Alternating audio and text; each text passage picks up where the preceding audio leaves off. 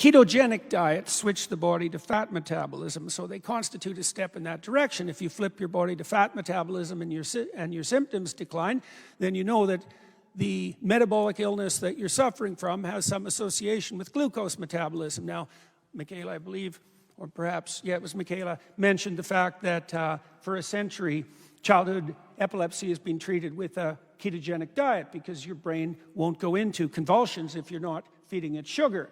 That's a good example of simplification to a single variable. So that can be eliminated and the consequences analyzed, and that can happen relatively quickly, and people can do it, and it's inexpensive, and it doesn't harm people.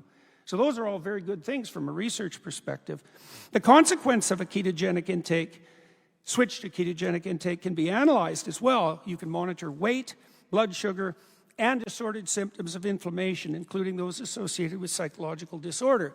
The anecdotal evidence that we've picked up, because many, many people have communicated with our family, is that the typical obese person can expect to lose 7 to 20 pounds per month on a ketogenic or plant-free ketogenic diet, that will continue month after month until virtually all of their body fat is eliminated, that they can do that with no hunger, although there will be some cravings, which are not precisely the same thing, and that's actually maintainable over the long run. With that reduction in obesity comes radical improvement in blood sugar, for example, and often an improvement in the kinds of psychological conditions that Dr. Chris Palmer, for example, has been studying. And we know that that can be attained with a carnivorous diet. You can live on that for a very long time. In fact, whole societies have done that, for, like the Inuit in northern Canada, when they've survived on primarily meat for, well, their entire cultural history. So we know that that's possible. If your symptoms don't resolve in consequence, well, then there's no loss, except that it's a difficult diet to attempt. And if they do resolve, well, that's a pretty good deal for you.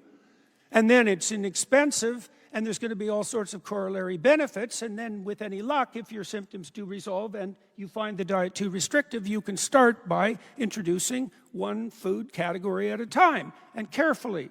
And so with any luck, you'll be able to get back to something approximating, hopefully not a typical American diet that's sugar and carbohydrate loaded, but at least one that's varied enough to maintain your interest.